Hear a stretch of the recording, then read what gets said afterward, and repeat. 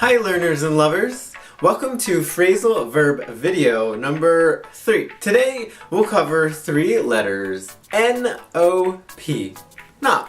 No, I'm not going to the club with you. And after we introduce our 7 verbs, we'll have our quiz at the end. So, here we go. Here we go.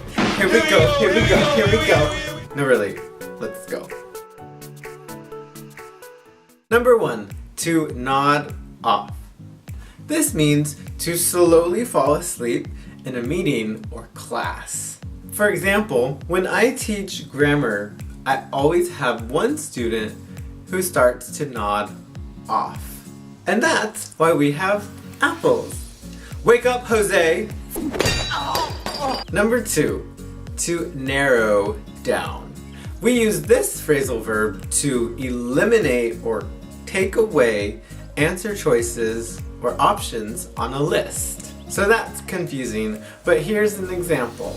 Okay, you're taking a test. If you have 4 answer choices, narrow it down to 2 choices. That way, you'll give yourself a 50% chance of choosing the correct answer. Number 3, open up. Now this has an obvious meaning, to open the door, you know, like, police, open up! But today we are focusing on the emotional definition. To open up means to share your feelings or emotions with another person. For example, also my life is extremely going downhill because I'm getting acne and I'm getting fat and I'm balding right here. We can't see the whole. Number 4. This one is a confession. To my confession. Phrasal verb. To own up. Now this means to confess or admit to something you did wrong. To tell somebody a mistake that you made. We could say, Becky kissed Tara's boyfriend. 2 days later, Becky owned up to her mistake and told Tara what happened. Number 5, a P verb, to put off. Now this means to procrastinate or to wait until the last minute to do something important. This phrasal verb describes those situations where you have a history test but you don't start studying until the night before. No, you shouldn't put off studying because then you won't have enough time to review all the information. Number 6, to put up with. Now this means to deal with something or someone you don't like. Fuck you, fuck you, fuck you. Or to be patient in an annoying situation. From my real life, here's an example. Teachers put up with a lot of stuff, such as noisy and crazy students. Hashtag get out of my class. Number 7, to pick at.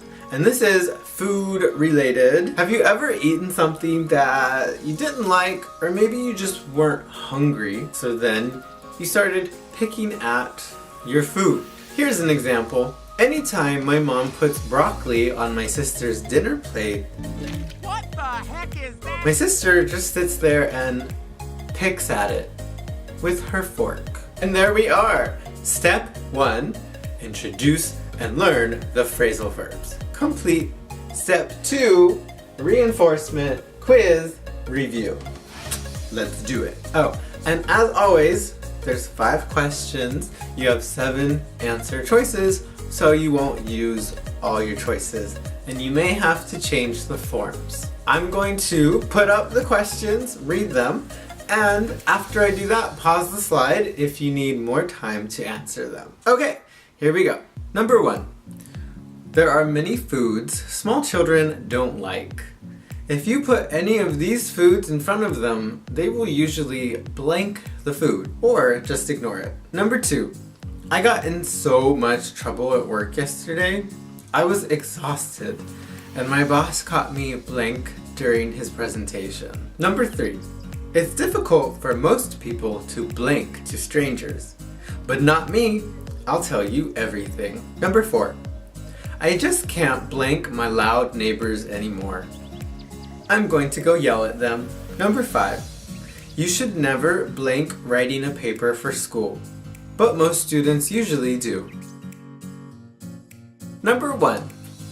There are many foods small children don't like. If you put any of these foods in front of them, they will usually just pick at the food or ignore it. Number 2, I got in so much trouble at work yesterday. I was exhausted and my boss caught me nodding off during his presentation. Number 3, it's difficult for most people to open up to strangers, but not me. I'll tell you everything. Everything. Number 4, I just can't put up with my loud neighbors anymore. I'm gonna go yell at them or throw eggs at their house. Number 5, you should never put off writing a paper for school, but most students usually do, and their teachers always know. And that's it! So, we've covered 7 new phrasal verbs, N-O-P, and we did a little quiz, and I hope it helped. So thank you guys so much for watching. If you liked the video, leave some comments about what you would like to see next, and I'll see you next time. Peace!